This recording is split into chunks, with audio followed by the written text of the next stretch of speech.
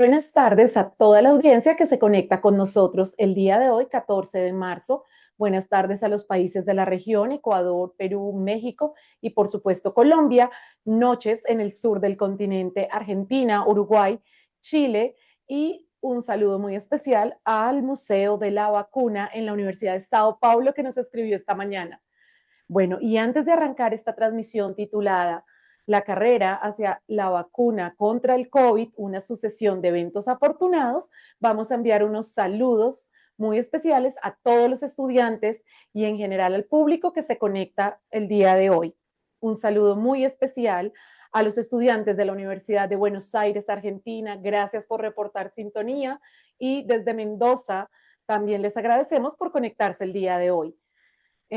También saludos a la Universidad, a la Pontificia Universidad Javeriana de Bogotá, especialmente a su revista, La Pesquisa Javeriana. Los pueden seguir en Instagram. Gracias por ayudar a promocionar esta entrevista y transmisión en vivo el día de hoy.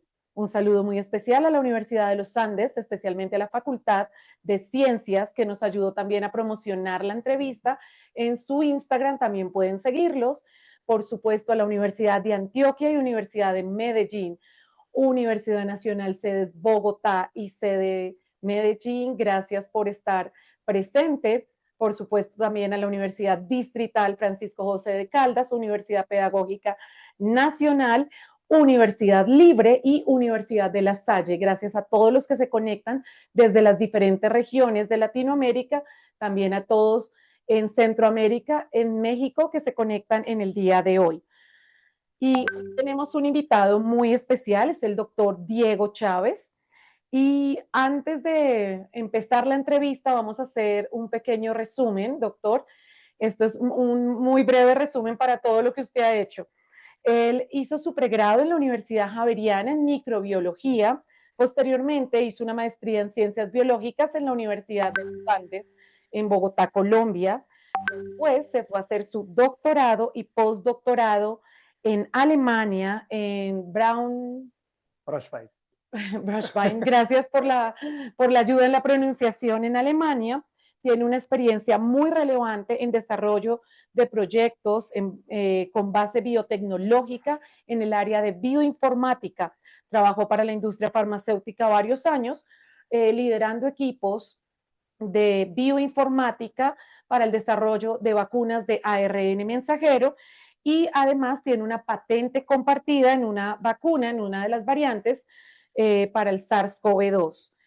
Bueno, sin más preámbulo, vamos a arrancar esta entrevista y antes de que se me olvide, también un saludo para los estudiantes del Colegio San Bartolomé, del centro de donde el doctor es egresado, ¿cierto? San Bartolomé es San Bartolomé Mayor y también a la localidad de Álamos, donde el doctor vivió allá con su familia y adicionalmente a, no sé si hay gente que se conecte, él también estuvo en Alaska ayudando a limpiar pescados, ayudando a limpiar salmones, como dato curioso, ha hecho cosas muy variadas para llegar a donde llegó.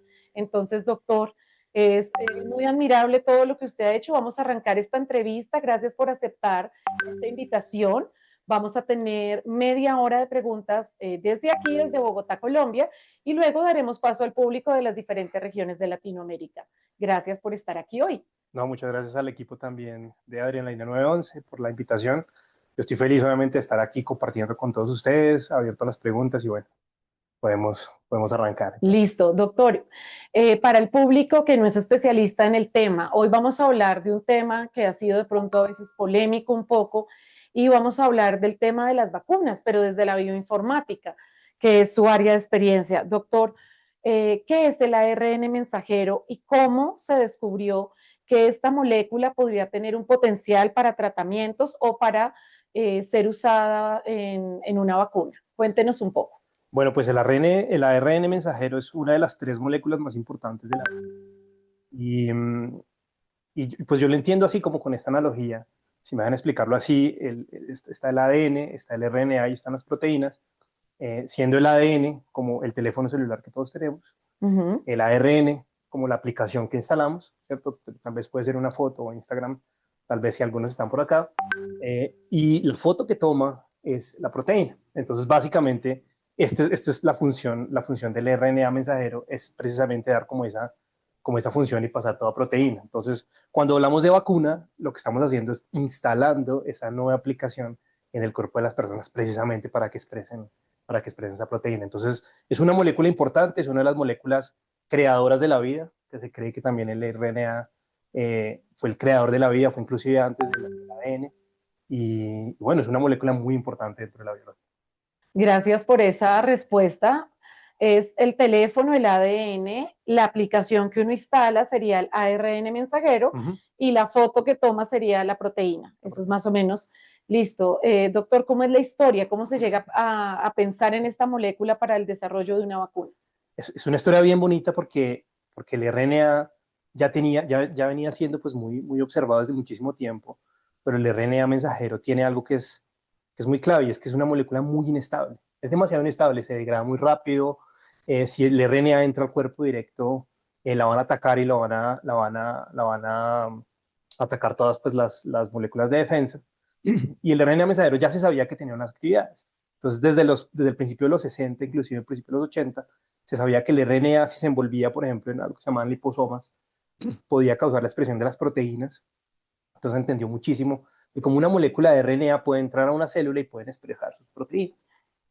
Disculpe, doctor, aquí una pregunta de pronto para el público que no es del área.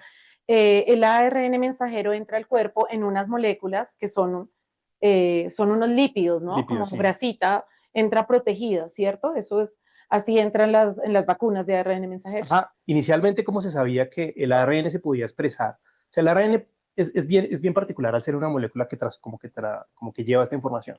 Entonces,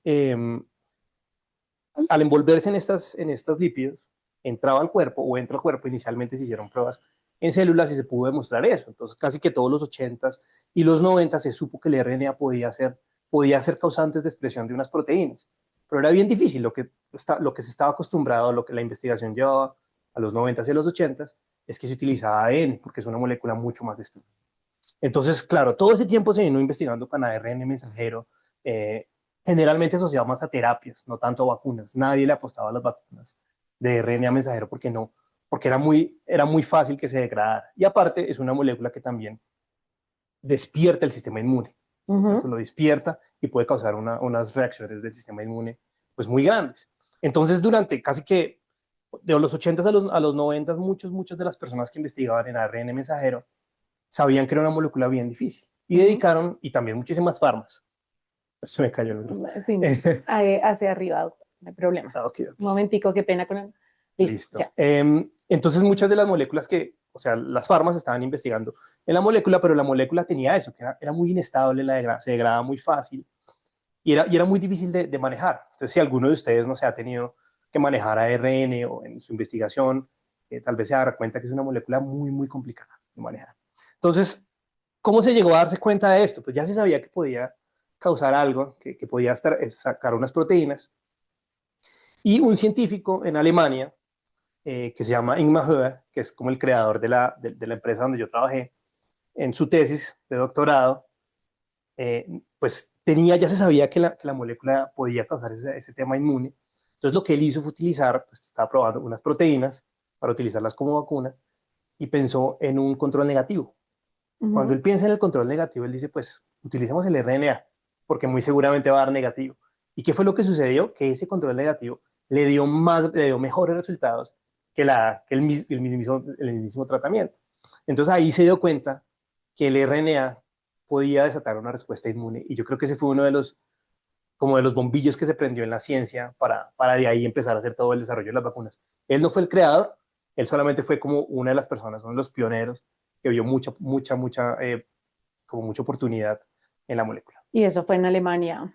Y eso sucedió en Alemania, claro, está sucediendo en el mundo, tal vez yo creo que sucedió en Estados Unidos, sucedió en Alemania, en Holanda, está sucediendo que la molécula estaba teniendo como muchas voces, sí. Pero la molécula es muy difícil de manejar, entonces se tenía que saber la técnica detrás de la molécula. Doctor, y con ese preámbulo que usted nos da, ¿quiénes eran los grandes jugadores en ese momento de la tecnología del ARN mensajero? ¿Quiénes estaban ahí en esa carrera cuando usted menciona, bueno, estaba este doctor alemán? ¿Qué otros países estaban en esa carrera por las primeras vacunas de ARN mensajero? Pues inicialmente el ARN mensajero no fue pensado para hacer vacunas, fue más utilizado para temas terapéuticos, por ejemplo, insulina, ¿cierto? Entonces, si hay una persona que no puede producir insulina, entonces introducen el mensaje en ARN mensajero de la insulina para que las células la puedan absorber y así la insulina sea producida, ¿cierto? Más como un tratamiento. En términos de vacunas, no había muchas empresas que se dedicaran a esto. Tal vez la empresa para la cual trabajé, que se llamaba CureVac, fue fundada en el 2000, ¿cierto? Y tal vez esa fue una de las pioneras. Y luego más adelante fueron a salir las otras empresas grandes que todos conocemos, como BioNTech, como Moderna, pero la primera empresa que realmente pudo conseguir dinero para hacer todas las pruebas, todo lo que tenía que salir en RNA mensajero, pues fue CureVac. Y algo muy importante y es el entendimiento que se tuvo de la molécula a ese momento. La molécula de RNA mensajero, como les decía antes, es una molécula que despierta el sistema inmune, que puede ser degradada, ¿cierto? Y CureVac empezó a mirar cómo podía esa molécula ser más estable. Entonces hizo temas de estabilidad de contenidos de GC, por ejemplo, de los contenidos de la misma molécula como tal, cómo se armaba. Y pudo como desarrollar esa tecnología un poquito más hacia adelante. Entonces, eran como esos jugadores. Tal vez antes de la pandemia, BioNTech ya había nacido, ¿cierto? Sí. BioNTech estaba muy enfocada en medicina personalizada, de tratamientos de cáncer, por ejemplo. El ARN mensajero sí se vio como un potencial cura para el cáncer, que es lo mismo, es dentro de las células cancerígenas hay proteínas que se expresan, proteínas especiales, es utilizar esa secuencia, esas proteínas especiales, introducirlas como ARN mensajero, hacer que el cuerpo las exprese y se genera una respuesta inmune. Con eso, el mismo cuerpo está atacando las células cancerígenas y es un tratamiento. Eso es lo primero que se supone o uno de los potenciales usos del RNA mensajero. Ahora, como vacunas, vino a tener relevancia básicamente, tal vez en la pandemia, pero ya había muchas pruebas clínicas, en rabia, por ejemplo. Bueno, en rabia fue como la más famosa y en cáncer de próstata también. ¿Qué cree usted, doctor, que hubiera pasado si no hubiera ocurrido la pandemia con la vacuna de ARN mensajero? ¿Cree que la pandemia aceleró el proceso? ¿O Sí, cómo fue su experiencia estando allá en Alemania, sí, liderando el equipo?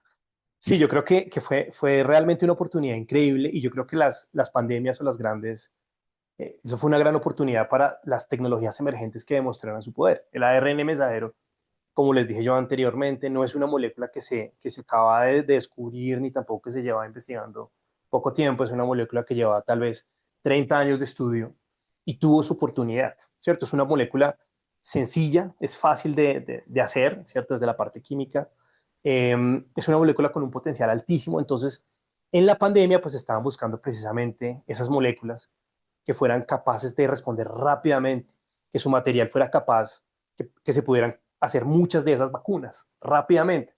Entonces, por ejemplo, tenemos dentro de las vacunas, ¿cierto? Como de tecnologías emergentes, tenemos las vacunas de ADN, pero pues el tema con las vacunas de ADN es que tienen que pasar dos membranas para ser expresadas, ¿no? La membrana celular, la membrana nuclear, ¿cierto? Normalmente esto se hace por electroporación. Entonces es un tema difícil, ¿cierto? Cuando son adenovirus, algo similar, ¿cierto? Entonces es lo mismo, es envolver al material genético que tienes dentro de unos lípidos, introducirlo al cuerpo y que las células lo tomen. El ARN tenía ese potencial, es una molécula rápida, aparte ustedes saben, de pronto, no sé, el código genético es degenerado, lo que significa que un aminoácido puede ser generado por un triplete diferente de nucleótidos, y entonces es muy fácil de moldear, y para una empresa también es muy fácil de jugar con esto. Entonces lo que hacíamos, teníamos un target, una vez se tenga el target, las maneras de llegar a hacer esa proteína son casi que infinitas, porque tú puedes cambiar cada nucleótido, lo puedes cambiar de acuerdo a lo que tú quieras y haces la misma proteína. Eso se De llama cadena general. pronto, doctor, si podemos aclarar un poquito eso para el público que de pronto no entiende. Cada aminoácido de una proteína, ¿cierto? Está formado a partir de cuántas letras de ARN mensajero. Pues bueno, los Para aminoácidos están aclarar, formados a exacto. partir de tres, Sí. ¿cierto? Pero un aminoácido puede ser formado por diferentes combinaciones de esas tripletas. Exacto, diferentes combinaciones de letras, ¿cierto? Exactamente, exactamente. ¿Y cuál fue el papel que desempeñó el doctor en esta historia? ¿Qué hacía el doctor en Alemania en ese momento? ¿Cómo llega a manejar un equipo de bioinformática? Pues En todo este tema de la bioinformática y de saber manejar secuencias y de entender cómo funciona la expresión, el flujo genético en un organismo, yo trabajaba para el departamento de bioinformática de la empresa, precisamente éramos tres bioinformáticos, entonces cuando yo llegué éramos tres, cuando salí pues de ahí ya era un equipo de 15 personas, cuando llegué a la empresa era un equipo de 300 personas y cuando salí de 1500 personas, en un tiempo muy reducido. Entonces, ¿qué hacíamos nosotros? Al equipo de informática le llegaban las proteínas, ¿cierto? Las proteínas son los targets a los cuales tenemos que hacer. El equipo de bioinformática tenía que hacer las secuencias de proteínas que después iban a ser probadas en laboratorio. Entonces, ¿nosotros qué hacíamos en bioinformática? Pues las optimizábamos, hacíamos optimizaciones, les cambiábamos el contenido, lo que les expliqué ahora, que es cambiar, por ejemplo, si un aminoácido naturalmente lo producía un triplete específico, lo cambiábamos por otros para subir su estabilidad, para cambiar cómo ese ARN se iba a cargar, por ejemplo, electronegativamente y para que no se degradara en el cuerpo. Entonces cambiamos esas combinaciones y eso era lo que subíamos.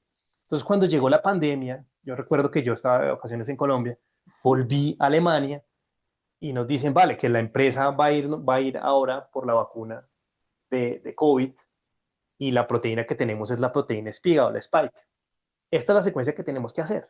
Entonces dijimos en ese momento, pues descarguemos la secuencia de las bases de datos, la descargamos, miramos cuál era la secuencia y empezamos a ver. Y ahí empezó como una ola de tiempo, Ana María, porque yo empecé a ver una secuencia y luego empezamos a ver que había una mutación, salió una mutación y había una base de datos en donde todos los científicos revisábamos todas las secuencias. Entonces hacíamos programas que descargaban las secuencias, miraban, alineaban las secuencias, las ponían una debajo de la otra y miraban si todas eran iguales y empezaron a aparecer cambios en las secuencias. No, Luego, variantes. variantes. Entonces, luego de 2 meses ya teníamos tal vez 5 variantes. Empezamos, yo me acuerdo que empecé descargando 60 secuencias y terminamos descargando 15.000, 20.000 en la pandemia. Y todas eran variantes. Pero 15.000 o 20.000 secuencias, disculpe doctor, de la proteína espiga, de la proteína famosa, si de pronto el público, el doctor nos puede aclarar esa proteína porque es tan importante en el virus. Sí, es como la proteína que está afuera, se llama coronavirus precisamente porque tiene ese arreglo de corona, y esa corona que tiene pues son muchas de esas proteínas espigas, ¿cierto? Y al estar afuera, aparte que es una proteína que despierta mucho al sistema inmune, entonces por eso era importante, ¿cierto? Es bien importante. Y disculpe, ¿y qué hacían con 60.000? ¿Cuántas secuencias llegaron a tener? O sea, afortunadamente yo creo que el mundo se unió en ese momento y empezaron los centros de secuenciación a secuenciar diferentes coronavirus en Estados Unidos, en Europa, y los empezaron a subir a un repositorio. Y ese repositorio, como les decía, llegaba a tener, no quiere decir que eran 60.000 variantes, quiere decir que eran 60.000 secuencias y empezaron a salir 1, 2, 5 variantes, entonces vimos la evolución del virus. Que lo hacía muy rápido. Que lo hacía demasiado rápido, es un virus que muta demasiado rápido, los RNA virus regularmente mutan muy rápido. Y esto sucedió, entonces vimos que la proteína cambiaba y para el momento que fuimos a sacar una secuencia ya no era válida. Entonces fue una carrera realmente en términos de que cuando tú sacas la molécula, la haces, la sintetizas, la pruebas in vitro, por ejemplo, en modelos animales o en modelos celulares, y ya la quieres sacar nuevamente a probarla en modelos humanos, esa proteína no estaba circulando porque habían otras variantes. ¿Cuántas noches sin dormir? ¿Cuántos meses estuvieron en eso antes de llegar a la vacuna? No, María, esto es una sucesión de eventos afortunados, precisamente es porque la labor que yo tenía era dar las proteínas y yo decía, esta es la secuencia que tenemos que hacer, esta es la secuencia que tenemos que andar nosotros la reproducíamos, hacíamos muchas copias de esta misma y los que estamos los que alguna vez trabajamos en laboratorio, pues yo también trabajé en laboratorio, hay dos métodos para hacerla. La primera es un método que se llama PCR, que es amplificar la molécula muchas veces. Es decir, fotocopiar la molécula. Fotocopiarla muchas veces, fotocopiarla. Y el otro método es clonarla, o sea, ponerlas en células, meter el fragmentico y hacer que la célula se reproduzca mucho, mucho, mucho, y así uno tiene la misma copia, ¿cierto? La empresa en la que yo trabajaba hacía la primera metodología, BioNTech PCR. y BioNTech hacía la otra metodología, Y, que es clonación. y los dos estaban compitiendo por la vacuna. Estábamos compitiendo, sabíamos, como te decía, el departamento de bioinformática hacía una propuesta de molécula, a los 15 días decían, no, esta molécula ya no sirve, nos toca otra, era volver a empezar todo el proceso, mirar cuál era la parte de la proteína que variaba más con respecto a la otra, y todo eso fue un proceso, entonces casi que fue una carrera. En algún momento tuvimos, y en algún momento todas las farmas tuvieron que tomar una decisión, y es, vamos con esta proteína, y con esta secuencia, y es al final, pues, pues es la vacuna que tenemos, que tengo yo, que tienes tú, y que tienen algunos de los que nos están El viendo. doctor se inyectó la vacuna que diseñó. No pude por temas ¿De qué? no es confidencialidad, pero al estar siendo del equipo, al estar siendo Ah, parte del equipo desarrollador, yo tenía conflicto de interés. Entonces yo dije que entiendo. me la ponía porque para Sí. las pruebas de fase uno en fase uno se evalúa si es segura o no. ¿Cómo son las fases, disculpe, doctor, para el público? ¿Nos puede explicar? Claro que sí. En la primera, pues primero hacen todas pruebas celulares, o sea, en líneas celulares, que no sea tóxica, que no las maten. Luego se hacen en modelos animales, regularmente se utilizan ratones, y luego ya se empiezan los modelos humanos. Sí. La primera fase se mira si la molécula es segura o no, a unas dosis diferentes. La segunda fase ya se mira, ya como sabemos que es segura y no mató ninguno de las anteriores, se mira si la molécula, a qué dosis es mejor usar. En animales ahí. Ahí estamos en pruebas humanas ya. O sea, Ya, fase ya. 1 es seguridad, fase 2 es dosis, ¿cierto? Y fase Y 3. fase 3 ya es protección, ¿cierto? Listo. Si es capaz de proteger. Entonces, cuando salió la fase uno regularmente es muy corta. Sí. Hay que entender también que las fases no son lideradas por la empresa que las hace. Las fases son lideradas por equipos médicos asociados regularmente. Yo vivía en una ciudad que se llama Tübingen, y en Tübingen estaba la empresa, y pues la clínica de Tübingen era la que lideraba esas fases, ya un médico. Nosotros como empresa lo único que hacíamos era darle las dosis. No teníamos ni idea más. Él escogía a qué personas se la daba, las dosis también las escogíamos nosotros, a qué personas, cómo tenía que ser, qué características tenían que ser, y corría la prueba. Y tenía que ser Pero completamente ese conflicto de intereses no podía y por aplicar. ese conflicto de interés yo no me la puedo aplicar, pero me lo hubiera aplicado, Ana María. Sí, plenamente Sin seguro de lo que problema. estaban Muy haciendo. seguro, muy seguro. ¿Cuántos meses duraron en ese trabajo? Fue el trabajo de 2020. Fue casi Todo el que año. todo el año estuvimos en esta, hacer nuevamente la prueba. En este año, pues la empresa en la que yo trabajaba tenía pues ya otras pruebas clínicas en RNA, pero no para vacunas. Bueno, para vacunas, pero en otros, por ejemplo, en rabia. Y en este año hicimos prueba de fase uno y arrancamos la prueba de fase 2. Entonces, ahí ya tenía el bioinformático, si alguno de ustedes es bioinformático, entonces, ¿qué es lo que esperaría que se hiciera? Es recibir toda la información de los pacientes, las secuencias, y analizarlas. Es un trabajo, Es un trabajo grande, sí, pero es un trabajo muy satisfactorio. Al final, que todos los que trabajamos en ese equipo, porque era un equipo muy grande, no teníamos ni idea ¿no? de quién, si llegaba una Claro. muestra, no sabíamos si No. era de un paciente o si era de un placebo, o sea, alguien que se le aplicaba una vacuna pero que no tenía la molécula adentro, o si era alguien que efectivamente se la haya puesto. Entonces, hacíamos el análisis, dábamos nuestros resultados y el hospital era el que tenía que hacer toda la comunicación. Y todo esto duró un año, Sí, muchas vacunas duraron más de un año, ¿cierto? Muchas más o menos un vacunas, año. pero marca muchísimo el desarrollo de una vacuna, muchas cosas. Y más para COVID. Marcó quién fue primero en hacerla, quién fue el primero. ¿Quién fue el primero en toda esa En carrera? hacer Sí. las pruebas clínicas de tercera fase, que es al final Sí, las que dicen si la vacuna o no tiene un basta. efecto protector.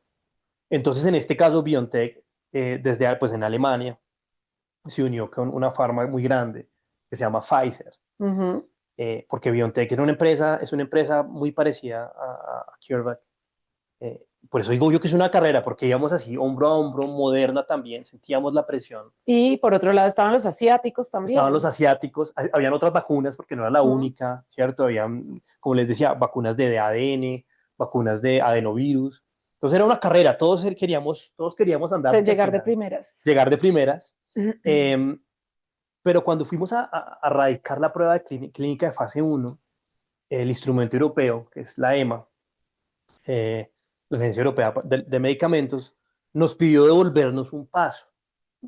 a pruebas de fase, a pruebas de laboratorio. Ujú. Nos pidió devolver mientras que Moderna en Estados Unidos hizo sus pruebas clínicas y BioNTech las hizo en Europa. Mm, A CureVac le tocó esperarse un poquito más, pero como yo les conté que el virus iba evolucionando, la vacuna que ellos diseñaron fue efectiva en ese momento. La que nosotros diseñamos era efectiva. Si hubiéramos salido a las pruebas clínicas al mismo tiempo, muy seguramente hubiéramos tenido efectividades, pero como el tema de las variantes iba pasando, lo que sucedió cuando llegamos nosotros o cuando llegó CureVac sí. fue muy tarde. Fue Mm, muy tarde. Entonces, ¿qué fue lo que pasó? Que las dos empresas que arrancaron sus pruebas clínicas rápidamente fueron las empresas que pudieron demostrar efectividad. Y aparte, pues BioNTech hizo un trato con Pfizer de dividirse la mitad de los ingresos. mm, Entonces, Pfizer, pues obviamente es una farma muy grande, todos la conocemos, tiene experiencia haciendo pruebas clínicas ujú. y salieron muy rápido. Ya tenían hospitales, tenían todo unido. Mientras que CureVac, pues no, le tocó cómo hacerlo. Y por el lado de Moderna también fue muy rápido. Tuvieron una liberación rápida de seguridad, como para las personas que trabajaban con pacientes, policías, Mm. enfermeras, personas de la salud. Esa fue la primera liberación que han hecho. Y eso que dice el doctor de las variantes, esa era una pregunta que tenía. ¿Cómo afectan las variantes del SARS-CoV-2? ¿Cómo afectaron la efectividad de la vacuna? ¿Y cómo afectó, por ejemplo, específicamente la vacuna del que el doctor hace parte de esa patente? Sí, o sea, después nos dimos cuenta que con la primera que habíamos Mm, salido nosotros, ya no era efectiva, pues nos tocaba hacer otra. Y cuando empezamos con otra molécula, toca empezar de cero. mm, Pruebas en modelos animales, modelos celulares, pruebas clínicas de fase 1, 2 y 3. ujú, Entonces dijimos, no, tenemos que empezar a hacer más moléculas, revisar, y ahí empezamos a revisar qué es lo mejor, ¿cierto? Si tenemos un virus que está variando mucho, influenza, por ejemplo, también es un virus que muta muchísimo. ujú, ¿Qué hacemos? Nos inventamos, por ejemplo, en una vacuna metemos diferentes variantes, que esa ujú. puede ser una opción. Esto lo llamamos un cóctel, que es ahora estamos hablando de vacunas que vienen muchas moléculas y que tienen muchos targets. Entonces usted se puede vacunar contra influenza, contra COVID, contra otras cosas. Sí. Y son como tienen como esa facilidad. En ese tiempo estábamos pensando en eso. Claro, Ujú, la eficiencia baja muchísimo porque tú le mm, enseñas al sistema inmune a atacar una molécula, sí. pero la que te va a infectar es otra. Mm, Entonces ahí baja la efectividad. Y baja eso la fue lo que efectividad. sucedió en la prueba clínica de nosotros. Gracias por la aclaración. O sea, las vacunas, digamos que, bueno, eso no lo sabía, que hay vacunas que son cócteles y que eso baja la efectividad en este caso, o sea, para ARN mensajero. Doctor, ¿qué decisiones fueron importantes para determinar qué vacunas salían al mercado? O sea, en el caso de las vacunas de ARN mensajero, en ese momento. Una discusión casi que filosófica o también, pues obviamente mucho dinero es qué puede ser más amigable con el sistema inmune, ¿cierto? Mm, Entonces, una molécula de ARN envuelta en una capa lipídica, ¿cierto? En lípidos, entrando al cuerpo, es conocida ya como una alerta por el cuerpo la va a degradar, ujú, ¿no? Para ese momento hubo el descubrimiento, o bueno, el uso de una tecnología que ya se sabía, que es el uso de los pseudonucleótidos. ¿qué es, doctor, para la Entonces, gente? los pseudonucleótidos son nucleótidos que conforman la estructura del RNA, que tienen unas modificaciones, que son modificaciones de traducción. Cuando sale el RNA ya del núcleo, ¿cierto? Hay Ujú, unas modificaciones que le dicen al sistema inmune, oiga, esto es nuestro, no me ataque. no me ataque, ¿cierto? Ujú, Y eso fue algo muy clave en esta carrera, ujú, ¿cierto? Las dos vacunas de RNA que tenemos, algunos de los que los colocamos, sí. tienen estos nucleótidos. En este caso, pseudouridina, ¿cierto? Que tiene esa modificación. Entonces, ¿qué es lo que pasa? Cuando entra el Ujú, cuerpo no hace una reacción alérgica tan grande, no la degrada sí. y él puede cumplir su función. Ujú, En las vacunas que estábamos haciendo nosotros, ¿cierto? ujú. Eran estables, pero ¿qué era lo que sucedía? Nosotros hicimos, en las modificaciones que yo te decía, no utilizar estos nucleótidos. No utilizaron No pseudonucleótidos. utilizamos esos nucleótidos y el uracilo lo cambiamos, Ujú. porque recuerden que uno puede llegar al mismo aminoácido cambiando Letras. cambiando las letricas. Entonces, Ujú. pues metíamos otro que no tuviera uracilo y así evitábamos esto. Entonces, ¿qué Mm, vimos nosotros? Que en la prueba de fase 1, que nuestras moléculas, al ser tan pues tan naturales en medio de todo, ocasionaban una reacción inmune pues muy alta. Por lo tanto, nosotros teníamos que bajarnos en la dosis. Todos tenemos, creo que Moderna tuvo, no lo recuerdo muy bien, Moderna tuvo una dosis de 60 microgramos, BioNTech de 30 y punta microgramos. Las vacunas que estábamos haciendo nosotros eran de 12 y de 10 microgramos, era muy, muy poquito. Ujú. ¿Por qué? Porque eran precisamente muy inmunogénicas, ¿cierto? Y ¿Qué porque significa inmunogénicas, doctor? despertaban el sistema inmune, podían entrar en las células sacaban el contenido y las otras células que estaban ahí cerquita, las del sistema inmune, reconocían que era una Ujú. proteína de un virus o bueno, una proteína exógena que no era del cuerpo y podían montar todo el sistema inmune, Sí. toda la memoria inmune, precisamente. Entonces, esa fue algo que cambió la suerte de las vacunas. Todas las vacunas que tenemos tienen estos nucleótidos modificados. La de nosotros no lo tuvo y yo creo que eso también tuvo influencia en cómo salió al finalmente, si fue inmunogénica, si no fue inmunogénica, si tenía el porcentaje de protección que decía que tenía o si no. Uy, son muchas variables en juego, doctor. ¿Cuál es el futuro de la vacunación? ¿Hacia dónde van todas estas vacunas de ARN mensajero? ¿Y cómo lograron sacar estas vacunas en pandemia tan rápido? Pues, pues para la pandemia teníamos una necesidad, que todos estamos guardados en la casa, pues todas las personas que trabajamos en vacunas teníamos la libre movilidad, porque teníamos que ir a los laboratorios, teníamos que ir a Mm. los centros donde se hacían. Entonces teníamos una urgencia. Entonces básicamente las vacunas salieron porque había una urgencia. Las vacunas de RNA mensajero salieron, la tecnología fue tan rápida desarrollada porque había una urgencia. Ujú. Son fáciles de hacer, ¿cierto? En términos de Sí. laboratorio son fáciles de hacer, se pueden hacer millones de vacunas muy rápido, son efectivas Ujú. y ya habían tenido un trabajo previo de trabajo. Entonces, Ujú. fue muy rápido básicamente por eso y también porque el mundo las necesitaba. Así de sencillo. Entonces, fue algo que Hicieron, llegó en el momento preciso. hicieron fases, varias fases al tiempo, Fases o de... digamos, la regulación europea permite hacer varias fases, fase uno, fase 2 al tiempo, No, o tenían que ir paso por paso, sí, solo que más acelerados. sí. Tienen que ir paso por paso. Algunas regulaciones se saltaron algunos tiempos de espera, porque Mm. regularmente algunas vacunas que pues no salen en 3 años, sino se demoran Mm. un poco más de tiempo, pero es que estamos en una pandemia y muy seguramente lo que va a suceder si llega otra pandemia es que va a haber otra tecnología emergente. Hay Ujú. tecnologías emergentes que están esperando el momento, por Sí. ejemplo, la terapia con fagos, ¿cierto? Virus que pueden atacar bacterias y Ujú. pueden servir como antibióticos. Eso es algo de una tecnología que en este momento la vemos llegar, pero Pero que no está ahí quieticas, lleva investigando mucho tiempo y tal vez si en algún momento tenemos alguna urgencia, todos sabemos que los antibióticos se nos están acabando. Entonces, de pronto llega, si hay una sí, pandemia o si hay algún se evento, acelera, es lo se que... acelera. Ajá. Y esto pasó con las vacunas de RNA. No, pues no sabía todas estas cosas, doctor. ¿Qué aprendió de trabajar en la industria farmacéutica y cómo lo aplica hoy en día como director científico de Alejandría Alquería? Bueno, pues en la industria farmacéutica y algo pues muy, muy bueno que hizo la empresa donde yo trabajé fue proteger toda su propiedad Ujú. intelectual. Entonces, gran parte de la propiedad intelectual que se protegió, que se diseñó en la empresa fue protegida. Ujú. Entonces, ¿qué aprendí yo de ese tiempo? Que se debe proteger la propiedad intelectual. Si usted tiene una idea muy buena, ¿Patentar? patentarla.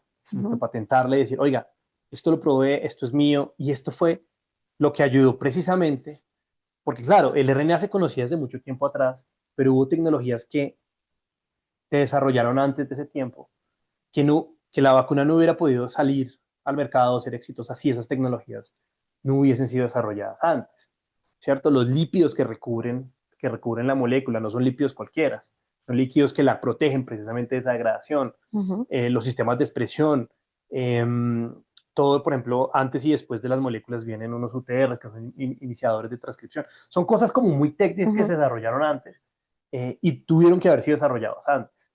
Pero si usted invierte un dinero, tiempo, una tesis en desarrollar algo, pues lo tiene que proteger. Y eso es algo muy importante. Entonces, ¿qué aprendí yo? Que la ciencia avanza muy rápido, que la naturaleza avanza muy rápido y que tienen que proteger las ideas y los descubrimientos, pues lo que se desarrolla. Gracias, doctor. Vamos a dar paso en este momento al público, siendo las 6:35 de la tarde, hora Colombia, 8:35 Argentina. Damos paso a las preguntas del público. Diego, tras el éxito con COVID, ¿cuáles son los próximos enemigos en la mira del ARNM? ¿Estamos realmente cerca de ver vacunas contra el cáncer o el VIH? Uy, qué buena pregunta. Yo creo que contra cáncer ya se sabe muchísimo, ya se sabe muchísimo. Bueno, no sé si todos se han dado cuenta, toda la tecnología del mundo está evolucionando a que sea algo personalizado. Pero entonces, los teléfonos que tenemos son personalizados a lo que somos. Si somos streamers o si somos artistas gráficas, también la medicina va hacia allá. Entonces, hacia cáncer hay muchísimas cosas. Hay muchas empresas que trabajan con esta tecnología de RNA mensajero, haciendo lo que les dijo, con lo que les decía. Eh, por ejemplo, yo tengo un cáncer, entonces lo que hacen es secuenciar mis moléculas, saber qué molécula específica es únicamente mía, hacer un RNA pequeñito para esa molécula, metérmelo como si fuera una vacuna, y mi sistema inmune lo que va a hacer es montar todo el arsenal ¿Para atacar? para atacarlo. Entonces, del cáncer yo creo que está muy cerca. Hay pruebas en melanomas, hay pruebas en cáncer de próstata, hay pruebas bueno, en varios tipos de cáncer. Sí, creo que hay una niña, doctor, no sé, usted me corregirá, usted es el experto, creo que fue Laila Richards en el 2014, que le hicieron para una leucemia, no me acuerdo si era, qué tipo de leucemia era, pero le sacaron células de la médula ósea, como usted dice, en el laboratorio las trabajaron, se las inyectaron, pero tal vez eso es terapia génica, Es ¿no? como una terapia génica, sí. Pero eso se puede, o sea, se puede hacer en la actualidad. Sí, en la actualidad se puede hacer y hay algo que es muy importante. En tecnologías de RNA, el RNA es tan bonito y es tan fácil de trabajar que no se necesita una fábrica muy grande. ¿No? No se necesita una fábrica muy grande. Entonces, ¿hacia dónde va eso? Donde yo trabajé, diseñaron una impresora de RNA. Uy, ¿cómo funciona eso? ¿Qué es una impresora de RNA? Básicamente es una máquina gigante. Hagan de cuenta todo el computador, no sé, de los De los 50, antiguos. de los antiguos que eran casi cuartos completos. Que era un cuarto del computador, Ajá, sí. pues esa impresora de ARN es una máquina gigante Uh-huh, que hace reacciones de PCR, muchas reacciones, y al final te da una molécula.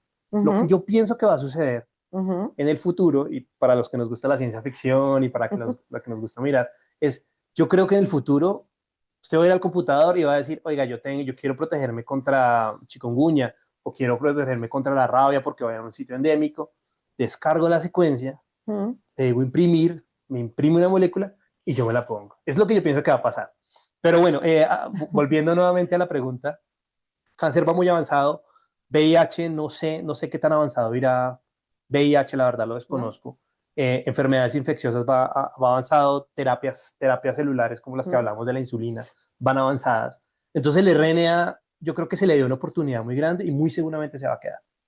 O sea, van a Gracias. escuchar vacunas de RNA para, tal vez para influenza, para temas gastrointestinales, para enfermedades respiratorias, muy seguramente se va a estar porque es muy rápido, es de desarrollo muy rápido. No sabía que existía ni siquiera esa impresora de ARN mensajero. Sí. Gracias.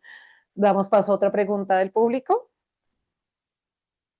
Nos preguntan del público. En 2020 se diseñó la secuencia de la vacuna en solo 48 horas usando datos de Internet. Como experto en bioinformática, ¿qué tan cerca estamos de que este diseño digital sea el estándar para curar cualquier enfermedad en días? Bueno, el tema de 48 horas, pues que sí, que es cierto, que puede suceder, porque Sí. ¿qué es lo que necesitas para diseñar una vacuna de RNA? Conocer la proteína target, es lo único que necesitas. Uh-huh. Porque, o sea, conocer la secuencia De la proteína. de la proteína target, la que tú quieres expresar en el cuerpo. Si la conoces, la puedes diseñar en menos tiempo, en 2 minutos se puede diseñar. Ahora, si esa secuencia, bueno, tienes dos opciones, que sea la secuencia natural, que es Uh-huh. la secuencia natural. Lastimosamente, no puedes utilizar la secuencia natural para utilizarla como modelo terapéutico porque es natural, es un descubrimiento. Tú Uh-huh. tienes que, si quieres venderla o si quieres hacer algo, tienes que hacerle modificaciones muy tuyas Uh-huh. y sacarla. Entonces, si tú tienes la proteína, si sabes la secuencia, de ahí te puedes empezar a devolver hacia RNA, ¿cierto? Puedes saber cómo luce un RNA, pero como te decía yo a ti, para hacer, o como les decía a ustedes, para hacer una secuencia de proteína, hay 1000 caminos de RNA. Entonces, se puede escoger cualquiera. Si es efectiva o no, ya es otra discusión. Porque claro, ahí viene la tecnología, porque no es solamente la secuencia, tiene que tener una colita de polías que nos dimos cuenta que era importante, tiene que tener iniciadores de transcripción, ¿cierto? Que se llaman UTRs. Tiene que tener algo adelante que se llama un capping, que la protege. Entonces, Es complejo. es más compleja que solamente tener la secuencia. No es solamente inyectarla al cuerpo desnuda, como conocemos, sin ninguna protección, porque se va a degradar, pero hay experimentos que lo permiten, que lo hacen, que solamente inyectándola desnuda puede, puede elicitar, como puede sacar esa respuesta inmune. Pero pues es muchísimo más fácil envuelta en esos lípidos. Y recuerden, el RNA mensajero pues tiene que unirse a la célula y como un virus, ¿no? Entrar, se fusionan las membranas y la ARN puede entrar a la célula y ya empieza a hacer la proteína, porque tiene iniciadores de transcripción muy, muy fuertes, que solo lo tienen proteínas que son altamente transcritas, proteínas importantes, que están en los movimientos de músculos. Entonces, esas son las proteínas que usamos. 48 horas puedes tener la secuencia. Para tenerla, ahí necesitas un tiempo más. Pero si toda la tecnología ya está hecha, si ya tú conoces el flujo de trabajo, yo creo que en este momento tenemos opción a responder a una pandemia en cuestión de meses. Gracias. Vamos, paso a la siguiente pregunta. ¿La IA puede ser un gran aliado para la futura investigación? ¿Ya la están utilizando? Sí, precisamente. Uy, qué buena pregunta. La empresa que yo trabajaba antes, y ya les he hablado, se llama CureVac. Sí. ¿Qué fue lo que en toda esta historia y en toda esta sucesión? Lo que sucede es que BioNTech, que fue la que ganó la vacuna, compró a CureVac. La compró ahorita. ¿Hace poco? Hace poco, la compró hace 4 meses, 5 meses, la compró. Y la compró porque CureVac tiene todo el tema, toda la propiedad intelectual. Entonces CureVac dijo, oiga, ustedes hicieron ricos, pero yo desarrollé la tecnología y colocó las patentes y hubo ahí un pleito legal entre CureVac y BioNTech. Entonces lo que hizo BioNTech es comprarla. Yo creo, esto es algo muy personal, creo que ellos se dieron cuenta que no podían ganar. Le tenían que dar la mitad de la plata de las vacunas. CureVac. Entonces decidieron fue comprarla, se quedaron con la tecnología. Y lo que está sucediendo ahora es que las dos personas que fueron el CEO, las dos personas que lideraron la compañía BioNTech durante toda la pandemia, en este momento se están retirando se están retirando de la compañía pues a dirigir otro tema, pero están colocando precisamente la IA al frente, están diciendo, oiga, la IA tiene una oportunidad muy grande. Y es muy bueno. El tema de los computadores fue muy, muy importante durante la pandemia porque nos permitió coger información muy rápido de diferentes países, latitudes, tiempo, todo el mundo secuenciaba. En Colombia hubo una variante muy importante, en Brasil hubo otra importante, en Argentina, en México hubo otra muy importante, que eran variables que circulaban y todas fueron muy diferentes. Si no hubiésemos tenido computadores, en ese momento yo creo que hubiese sido muy difícil conocerla. Compartir la información. Ahora, con la IA, pues es aún más fácil, ¿no? Entonces, seguramente la IA nos va a ayudar a saber qué molécula es lo que necesitamos, porque ya tiene información, aparte de cómo reacciona el sistema inmune con ciertas moléculas, de ciertas configuraciones. Entonces, yo creo que sí va a ser un jugador muy importante para el futuro.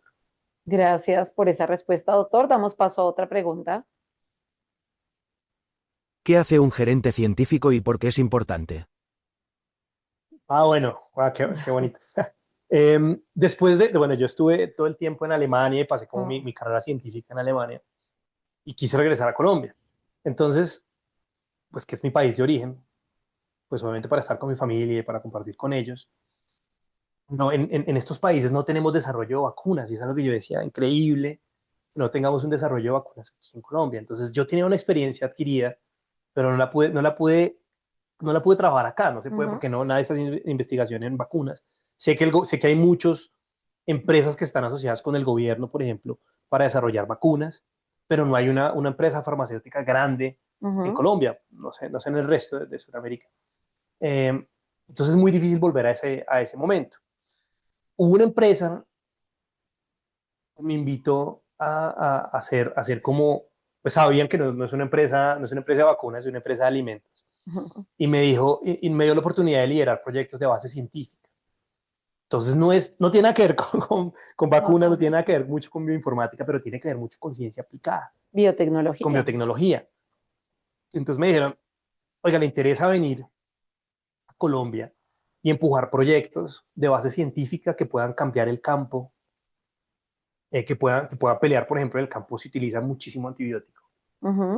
Entonces, ¿cómo luchamos contra eso? la productividad de Colombia en términos ganaderos es muy baja comparadas con otros sectores. Por ejemplo, ¿cómo subimos esa productividad? Mm, entonces, precisamente es una empresa que abre las puertas para que la ciencia llegue, para que lleguen investigadores a probar metodologías, a probar formas de desarrollar moléculas, terapias, nuevos componentes. Entonces, ¿qué es lo que hace un gerente científico? Es básicamente se sienta con un equipo, ojalá estuviera un equipo científico grande, pero pues no, hace alianzas con universidades, hace alianzas con centros de investigación y empieza proyectos que sean relevantes para la región. Entonces, si es productividad y si estamos produciendo alimentos, ¿cómo hacerlos para producirlos mejor, más fácil, que los agricultores tengan unas entradas extras y puedan tener un salario digno, entonces, y puedan recibir dignamente? Entonces, eso es lo que hace un gerente científico, permite que las tecnologías que arriba están desarrolladas en la academia puedan bajar y puedan transformarse en proyectos que impacten la empresa, que impacten al país, que impacten el campo. Hay que tener en cuenta, tal vez podría complementar, y es que el doctor tiene un sentido social grande. Desde que se fue a Alemania, hay que mencionar que él se fue sin hablar alemán. Él aprende alemán viviendo en Alemania, ¿cierto? Que no sabía alemán, se fue para Alemania sin saber casi nada de alemán, o creo que no. No, nada. Nada de alemán, Nada alemán. y tiene un sentido social y estuvo también en Alaska, fue limpiando pescado. Ha trabajado en muchas cosas, tiene un sentido social, y me estaba hablando de su mamá antes de empezar esta entrevista, que es una gran mujer, que fue la que lo impulsó en toda su carrera científica, ¿cierto? Un saludo a la mamá, ¿cómo se llama? Gladys. Gladys, que lo impulsó. Ella no está en ciencia, pero sí fue alguien que estuvo ahí todo el tiempo presente, impulsando su carrera científica. Entonces, digamos que siempre ha estado la parte social, ¿no? De ayudar, de hacer proyectos con la comunidad, por lo que me contaba. Claro, claro. Desde el comienzo. Desde que sí. Entonces, sí, el proyecto social, yo creo que en nuestros países debemos dedicarnos a utilizar la ciencia que desarrollamos en nuestros sistemas. Y es algo que en este momento, en el rol que estoy ocupando en este momento, es precisamente hacer que esas tecnologías que se conocen puedan llegar a ser aplicadas en nuestros sistemas productivos. Gracias, doctor. Damos paso a otra pregunta. Eduardo Gorron manda saludos desde Tasmania. Tiene dos preguntas. 1. ¿Qué relación existe entre la vacuna COVID y la vacuna del ébola? Que creo que también es de Aran. Y 2. Si nos puede contar un poquito de su trabajo actual y cómo se relaciona con todo el trabajo que hizo antes. No, bueno, Eduardo, un saludo. Eduardo lo conozco desde hace mucho tiempo, estudiamos juntos en la maestría. Hola, Eduardo, ¿cómo estás? Un gusto. Eduardo, no, como siempre me corchas, no tengo ni idea cuál será la relación. Tienen que tener alguna relación por la secuencia, no sé en qué van. No trabajo en vacunas hace 2 años, casi 3 años. Entonces, la verdad, no sé qué relación tengan. Hay un tema que es muy importante en vacunas, y es cómo la probamos, cómo sabemos que la vacuna es eficaz. No podemos ir a probar una vacuna en un país donde no haya la enfermedad, donde no se esté reproduciendo. Entonces, eso es muy básico, porque no podemos probarla porque no vamos a saber si funciona o no. Entonces, con ébola pasan esas cosas, y es lo que sucede con ébola y con otras enfermedades que son localizadas, focalizadas, que es muy difícil la distribución. En algún momento BioNTech empezó a lanzar unos contenedores, fueron muy famosos, que eran unos contenedores en donde se hacían vacunas y los mandaban a todo el mundo. Y eran como esa personalización, que en vez de decir, oiga, yo les tengo que enviar una vacuna que tiene que estar a menos 20 grados, pues yo les voy a mandar el container a ustedes meten la secuencia y el container pues la hace. Yo pienso que así sería para ese tipo de patologías, Eduardo, pero no tengo idea que... En ébola, que es muy diferente. En ébola, que es bien diferente, sí, el modelo. Sí. Ahora, ¿qué hago yo actualmente aquí en Colombia? Pues trabajo, lo que explicaba anteriormente, empujando todos los proyectos de base científica. En alianzas, ¿no? Con alianzas, sí, porque Con claro, alianzas. la empresa privada no tiene desarrollada tema de investigación, no tiene máquinas carísimas que sí tiene la academia. Entonces, precisamente es eso, es venir a hacer ese ecosistema de alianzas, de apoyar, cubrir un poquito el velo que la industria siempre quiere todo para ella, que la industria es voraz y quiere tener toda la propiedad intelectual, sino entender que la academia ha durado 10, 15, 20 años desarrollando una metodología, haciendo un avance. Claro, la academia puede llegar hasta un punto. La manera para democratizar, por decirlo así, ese avance, pues es unirse con una industria que pueda llegar a los consumidores, que pueda llegar a los ganaderos, que pueda llegar, bueno, a las personas que están conectadas. Entonces, es lo que hago es impulsar esos proyectos. Sé que hay unos dolores de país desde el lado agrícola, que es el lado donde trabajo yo, impulsándolo, es entender por qué no somos capaces de producir a precios competitivos, porque el ganadero entonces, no sé, vende la leche a un precio cuando arranca y luego a otro. Todos esos son los temas que estamos empujando y la biotecnología estoy seguro que tiene la respuesta. Todos, no sé si todos tenemos, todos los que estamos en este grupo, tenemos como temas biológicos, pero la biotecnología es una herramienta muy grande y los que estamos allá o vamos hacia allá o queremos ir hacia allá, la biotecnología puede resolver, así como la biotecnología resolvió el COVID, la pandemia, la biotecnología puede resolver temas de gases de efecto invernadero, de calentamiento global, puede resolver temas de hambre en el mundo. Es increíble lo que puede resolver la biotecnología. Entonces, en eso estoy empujando esos proyectos, trabajando por los proyectos. Una pregunta, doctor, eso que dice de los gases de efecto invernadero, creo que es en Australia, en Nueva Zelanda, estaban editando los microorganismos de las vacas para bajar las emisiones de gas metano. ¿Eso qué tan realista es que llegue a Colombia, a Sudamérica, a la región? Sí, es como realista puede ser esto. Yo creo que es bien realista, ¿Sí?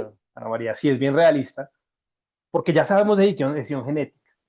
Sabemos que el gas metano es producido en el rumen de los animales por bacterias, por arqueobacterias, un grupo de bacterias que secuestra el hidrógeno. Hay un tema bien bonito ahí. Entonces, si podemos cambiar esas bacterias para que esa vía metabólica se bloquee, Y bajar la emisión de baja gases la de emisión efecto. de gases de efecto invernadero. Por ejemplo, eso es una tecnología muy buena. Si alguien está Sí. trabajando en eso, por favor, siga.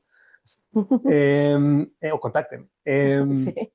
Lo pueden Lo contactar, pueden doctor, contactar. en LinkedIn, ¿no? En LinkedIn, si ahí estoy en LinkedIn, Como Diego Diego Chávez Moreno, que es mi Mori. nombre. Pero entonces, bueno, claro que sí, son tecnologías y si tiene una idea buena, es mejor que la haga y la pruebe. Busque gente que pueda hacerlo. Las alianzas son muy importantes hacerlas. Entonces sí, no solamente se está trabajando con bacterias, pero también con aditivos nutricionales, se está trabajando con otras moléculas diferentes, con aceites vegetales, ese tipo de cosas. Entonces, pues bueno, la biotecnología, como les dije ahora, sé que tiene la respuesta. Gracias, doctor. Y gracias a Eduardo por su pregunta. Damos paso a otra pregunta. Diego, como gerente científico, ¿cuál es el filtro más difícil que debe pasar un proyecto para que usted diga: esta es la ciencia en la que el Grupo Alejandría debe apostar? Bueno, es difícil. No recibimos como ofertas, como que no abrimos la ventana, recibimos ofertas de todas las personas, ¿cierto? La empresa para la que trabajo ha estado por 60 años en la industria, conoce la cadena productiva, entonces conocemos qué es lo que adolece el campo, ¿cierto? En el producto que manejamos nosotros, que es leche. Eh, ¿Qué proyecto tiene? O sea, ¿qué tiene que suceder? Tiene que ser un proyecto o sí, un proyecto que resuelve el problema, ¿cierto? Y lo resuelve de una manera fácil, ¿cierto? Que sea fácil de resolver. Entonces, no sé, si es un desarrollo biotecnológico, entonces tal vez introducir en el rumen bacterias que hagan que las vacas puedan dar más leche, por ejemplo. Un Entonces, esto que ejemplo. es un ejemplo, estoy hablando Sí, es algo desde general. la imaginación. Entonces, un proyecto tiene que pasar, pues tiene que venir primero, no puede ser como, tiene que resolver un problema y ojalá sea un problema grande, ¿cierto? Un problema que le pegue a más de 1 millón de personas, de 1 billón de personas. Entonces, en Colombia hay 32 millones de cabezas de animales, de ganado. Hay una cantidad específica de productores. Entonces, si es un problema que los toca a todos y el problema y lo que se está desarrollando en la investigación lo resuelve, es un problema, es una investigación que tiene que ver cuánto cuesta, cuáles son los pasos, en qué nivel de desarrollo tecnológico está, obviamente cuenta. Entonces, hay niveles de desarrollo tecnológico de diferentes niveles. Entre más alto el nivel de desarrollo tecnológico, menor es el riesgo de inversión. Mm, Entonces, si hay algo muy pequeño, que es una idea que yo pienso que puede pasar esto, como lo que estamos mencionando ahorita, mm, que no sé y lo tengo que probar, pues hay una carrera, igual que en la vacuna. sí, Hay una carrera, entonces, ¿qué tiene que tener? Que resuelva básicamente el problema y que sea técnicamente viable, como la viabilidad. El tema de dineros y eso, yo creo que es algo más fácil de conseguir. se puede conseguir, si es un problema muy grande, uno puede conseguir dinero para resolver esos problemas. Regularmente el dinero puede estar en la industria, pero también puede venir de afuera, inversionistas extranjeros, nacionales, son las cosas que pueden suceder. Entonces, única cosa que resuelve un problema. Gracias, doctor Diego. Damos paso a otra pregunta. Tenemos unos minutos más. Para ser exitosos, ¿qué aconseja a los noveles investigadores? ¿Por dónde deben comenzar? Uy, hay algo muy bueno. No, o sea, si usted está arrancando la investigación y es nuevo, en la vacuna del COVID hubo algo, o en toda esta carrera hubo algo muy importante. La persona que les menciono, que se llama Ingmar He, estuvo muy bien acompañado de científicos. Como el ejemplo de sus padres en Alemania, el profesor que acompaña a un doctorando se llama un doctor father. Es que usted tiene un doctor father, usted tiene una persona que lo está acompañando, que es una persona que ya está tal vez en la mitad de su carrera o al final de la carrera o iniciando, pero tiene una experiencia. Entonces, ¿qué les puedo recomendar como a los nuevos científicos? Que escuchen al doctor father, porque es la persona que más tiene conocimiento en el área que a usted le gustó. El área de las ciencias, si está haciendo con ciencias aplicadas o física, no sé, en medicina, no tengo ni idea. Pero tiene que escuchar eso porque ahí está el secreto. Y si es una idea que a usted le parezca interesante, que lo puede hacer, no tenga miedo de hacerlo. Láncese. A este señor se le ocurrió, en ese momento todas las vacunas eran de proteínas y él estaba desarrollando una vacuna con proteínas. Pero dijo, oiga, yo me voy a meterle RNA A ver qué qué pasa. pasa, Sí. porque es mi control negativo posible. Y la sacó, como decimos en Colombia, la sacó del estadio. Sí. Y fue algo que cambió, que resolvió una pandemia. Entonces usted tal vez en su investigación, en su laboratorio, puede tener la herramienta que pueda ser capaz de resolver una pandemia y usted no lo sabe. Entonces o sea, tiene que seguir adelante con esa idea, llévela y es importante. Hablando con él en algún momento, yo tuve conversaciones con Igma cuando yo trabajé para la empresa, él estaba ahí y él se reunía muchísimo con los grupos de investigación y uno regularmente presenta resultados positivos, llegamos a esto, llegamos a esto. Y él nos decía a nosotros, no me presenten los resultados positivos, dígame qué no pudo hacer. Porque si usted me dice los resultados positivos, yo no creo que usted esté en el borde de la tecnología. Si usted tiene resultados negativos es porque usted está en el borde de la tecnología, usted está tratando de expandir ese borde. Entonces, escúchense los resultados negativos de las personas que lo tienen, porque ahí es donde se aprende, en el resultado negativo, en qué no pude conseguir, qué hice, por qué lo hice. Y es ahí como usted expande esa frontera de conocimientos. Es ahí, porque si usted está muy cómodo presentando resultados positivos, que sabe que le van a dar, que es fácil, me da un poquito de pena decirlo, pero usted no está expandiendo el borde de la ciencia, que es algo para lo cual los científicos estamos llamados a hacer. El doctor le costó mucho frustración, le costó mucho Sí. hacer ese doctorado. Todo ha sido muy sufrido en el sentido de que ha tenido que luchar por todo eso que logró. No ha sido algo fácil. Sí, pues es una Las carrera, sí, publicaciones. seguir en la academia es muy difícil lo que Y están. las publicaciones, Ajá, todo. claro, en la academia pues obviamente publicamos, pero mire que desde la industria también estamos publicando, Están haciendo cosas, estamos consiguiendo dinero, estamos están aplicando a haciendo grandes, proyectos estamos haciendo proyectos con empresas, entonces ya nos estamos uniendo a a problemas, otras. a problemas comunes. La vacuna, pues obviamente, pues, una pandemia pues es un problema que une a todo el mundo. Ujú, Ya aprendimos a trabajar remoto, ujú. que aprendimos a distribuir nuestro tiempo, que aprendimos a tener contacto con la familia, aprendimos muchas cosas. Entonces, claro, a todas las personas, a un científico que arranca de cero, que está arrancando de cero, tiene que tener mucha persistencia, porque van a venir cosas que no van a funcionar muy seguramente. Pues recuerde que si no funciona es porque usted está al borde de la tecnología. Es como El el mensaje. mensaje. Gracias. Tenemos unos minutos más. El doctor nos dio 10 minutos más.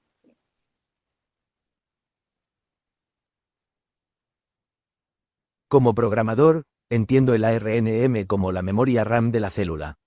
Una instrucción temporal que no toca el disco duro, ADN, pero que ejecuta órdenes clave. ¿Significa esto que estamos ante la posibilidad de cargar aplicaciones biológicas en nuestro cuerpo cada vez que necesitemos combatir una enfermedad específica? Sí, sí, totalmente de acuerdo. Además que la imagen está muy bonita, está muy chévere y así lo es. Como yo les decía al principio, las vacunas son esa aplicación que instalamos. en el hardware, ¿cierto? Es esa aplicación que instalamos y la aplicación pues tiene unas funciones y las va a hacer.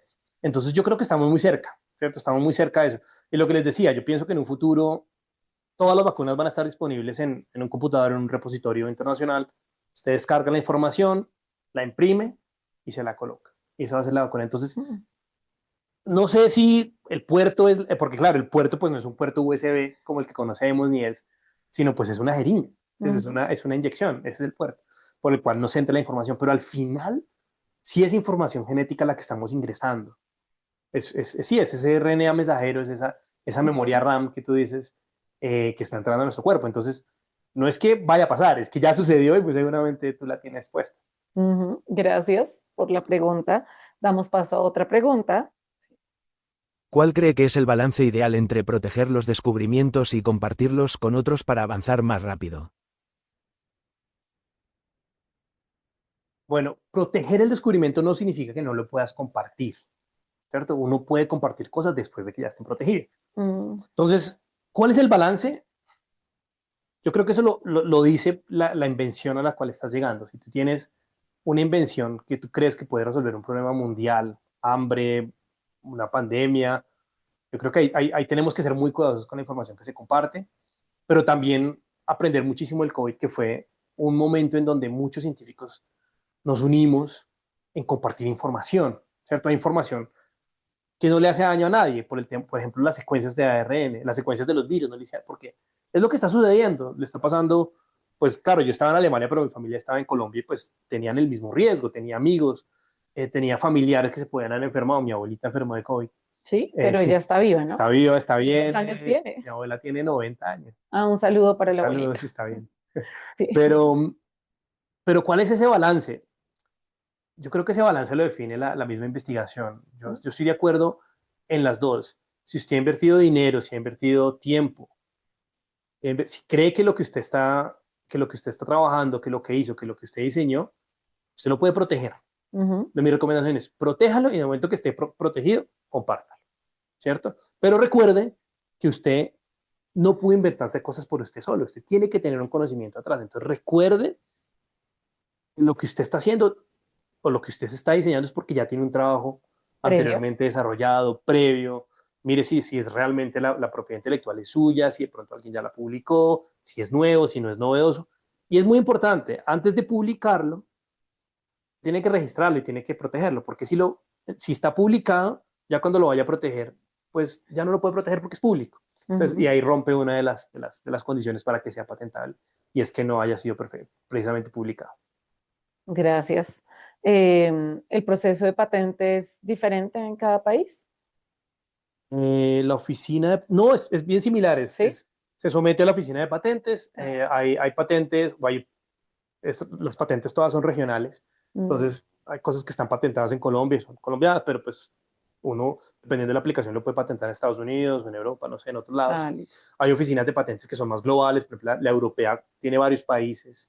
El proceso es básicamente el mismo, una descripción de la invención, por qué es nueva, porque, o sea, pues, es pública y porque una persona con conocimientos versados en el área no puede llegar a eso tan fácil. Es algo que también es como el nivel de inventividad, qué tan inventivo es. Claro. Entonces son esas cosas que se evalúan en las patentes y si eso pasa, pues bueno, ya empiezan otros procesos muy diferentes, que es revisar si alguien en el mundo quiere decir, oiga, no, eso no es suyo, eso es mío, porque yo hice esto, o publiqué esto y esto. Sí. Es un proceso importante, pero generalmente los países, bueno, en Colombia sucede que las cámaras de comercio ayudan muchísimo a proteger las propiedades intelectuales porque se sabe que ahí es donde está el secreto. Y lo que les decía anteriormente, CureVac pasó de ser una empresa muy pequeña a ser una empresa que se vendió en 1.3 billones de euros. 1.3 billones. Fue por las patentes. Es porque protegió cómo hacer, por ejemplo, en el RNA se hicieron cosas de GC, cambiar el contenido de GC, bajar el contenido de uracilos. Esas cosas, bajarlas todas y cambiarlas para que precisamente todas esas cosas técnicas son muy importantes. Entonces, protegerlas es clave, es importante. Más si uno tiene aplicación farmacéutica, más que todo. Gracias, doctor. Damos paso a otra pregunta. El tiempo, sí. ¿Cómo comprometer a nuestro gobierno para que invierta en investigación, De igual manera, ¿cómo motivar a la empresa privada para detenerse en investigar?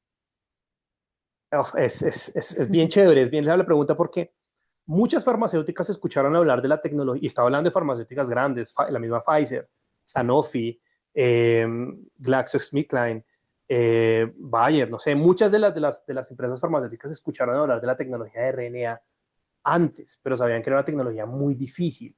Ujú. Ustedes se dieron cuenta, las 3 vacunas de RNA o las 2 vacunas que salieron vinieron de startups. Sí. ¿Y por qué? Entonces es muy interesante saber por qué una farma no invirtió en esas vacunas antes y solamente invirtió cuando ya estaban al borde de ser exitosas. Está la unión de Pfizer y BioNTech, que es como la unión más famosa.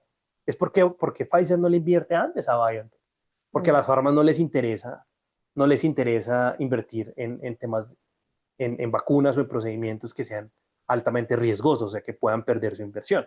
Entonces, ¿a quién sí le interesa? Al gobierno, precisamente. Al gobierno sí le interesa. ¿Por qué? Porque pues, puede proteger su población, no tiene, pues tiene, el tema de la industria obviamente se ve muy afectado cuando hay una pandemia o cuando hay una enfermedad o cuando el gobierno no puede controlar una enfermedad porque el tema baja, los medicamentos suben. Entonces, ¿cómo lo podemos comprometer? Pues es un tema casi que político, pero los podemos comprometer haciendo investigación nosotros, empujándolo, haciendo foros, diciéndoles que es importante trabajar para eso. En Colombia en algún momento pude estar trabajando haciendo vigilancia genómica en tuberculosis. Mm. Entonces la tuberculosis es resistente a los antibióticos. Para ese momento Colombia no, pues invertía en unos antibióticos que tal vez la mayoría de los pacientes era resistente. Entonces Ujú. ahí no tiene sentido, porque ¿para qué Colombia compra unos medicamentos Que para no. los cuales, que son resistentes? Entonces el proyecto buscaba precisamente era hacer esa vigilancia genómica Para. para saber qué tipo de resistencia circulaba en el país. Mm. Y eso le sirve mucho al gobierno. ¿Por qué? Porque Claro, puede saber qué medicamentos comprar, cuándo comprar y no invertir en medicamentos que van a ser se van obviamente a caros, perder. pero se van a perder porque la resistencia es alta. Entonces, esos son tipos de proyectos que tocan al gobierno, proyectos de medicinas, que el gobierno invierte dinero. Entonces, así como consejo, tal vez yo diría, revisen el gobierno en qué está invirtiendo en temas de salud o en temas de conservación ambiental, por ejemplo, que también es bien chévere, extracción de minerales, mismo petróleo. ¿Cómo está invirtiendo ese dinero? Porque es ahí es donde tocan como las 3 vertientes, que es como el Ujú. gobierno, investigación e industria. Entonces yo creo que eso es muy importante hacerlo. ¿Cómo hacerlo? Pues el gobierno lo tiene que tomar la decisión, pero el gobierno se va a dar cuenta que es importante cuando le mostremos la parte económica. Gracias por ese ejemplo de la tuberculosis. Otro proyecto más en los que ha trabajado el doctor Chávez. Damos paso a la última pregunta. ¿Faltan científicos en las gerencias de las empresas colombianas para que la innovación realmente despegue? ¿Cómo demostrarles que sí son importantes? Yo creo que sí. Hay en Colombia hay empresas muy grandes que tienen la oportunidad de hacer investigación. Hay otras que no son tan grandes, que también hacen investigación, y hay empresas de base científica.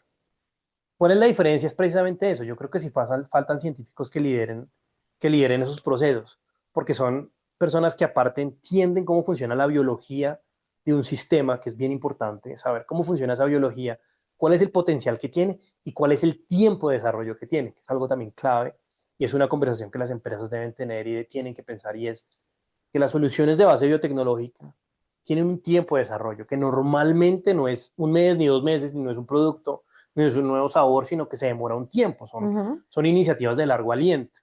Entonces, sí faltan personas que entiendan cómo funciona la ciencia, que entiendan cómo funciona el sistema, porque es más fácil que esa persona aprenda de casos de negocio y de retorno de inversiones y de utilidades netas, que una persona que trabaja en el medio financiero aprende de biología.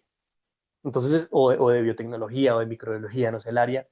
Entonces sí es importante que alguien que tenga un background científico, un recorrido científico, pueda estar liderando esas áreas, porque tiene esa sensibilidad de entender y puede hablar directamente con las universidades y puede hablar directamente con los investigadores y puede establecer ese contacto y puede saber qué proyectos tienen sentido y qué proyectos no tienen sentido, que es donde finalmente se pone la inversión. Gracias, doctor, por haber compartido esa experiencia suya. Realmente su historia es muy inspiradora. Es un colombiano que no solamente llegó muy lejos en Alemania, sino que se devolvió a trabajar acá en Colombia y tiene una historia de vida realmente inspiradora, doctor. Quisiera usted finalizar con una frase, con algo que le quiera decir a los estudiantes y a todo el público que se conectó el día de hoy para motivarlos, algo que usted le quede de todo lo que charlamos el día de hoy o que quiera compartir con la audiencia. No, yo creo que lo que les dije a la María anteriormente y es fíjense en los resultados negativos, porque ahí es donde están empujando el, el, la ciencia, es donde están los límites de la ciencia. Entonces, fíjense si está haciendo un experimento y le sale todo bien o su tesis sale muy fácil o está buscando algo que salga fácil, está bien, pero no está empujando los límites de la ciencia. Entonces, si usted está haciendo ciencia, cualquier tipo de ciencia, no estoy hablando solamente de ciencias biológicas, sino otro tipo de ciencias, empuje. O sea, usted es la persona que está en ese momento, la persona que tiene el conocimiento más grande del área en el que está. Enfóquese en el resultado negativo, hable con sus compañeros del resultado negativo, pregúntese por qué no dio, porque ahí usted está expandiendo ese límite, ahí usted está haciendo ciencia, está construyendo conocimiento nuevo. Entonces, como que eso, enfóquese en los resultados negativos, empújelos hacia adelante, hacia afuera, y rodéese de personas, de científicos que lo puedan inspirar. Yo creo que es algo interesante. A mí me inspira muchísimo cómo fue todo el desarrollo de las vacunas. Me apasiona mucho. Siento que la vacuna es mía porque puse trabajo ahí. Pero eso, rodearse de científicos que usted admire es algo bonito. Gracias, gracias doctor por haber compartido estas palabras, siendo las 7:12 Colombia y las 9:12 Argentina, ahora en el sur del continente. Damos por finalizada esta transmisión. Muchísimas gracias a todos los que se conectaron el día de hoy desde los diferentes países y regiones de Latinoamérica. Gracias, chao. Gracias, chao a todos.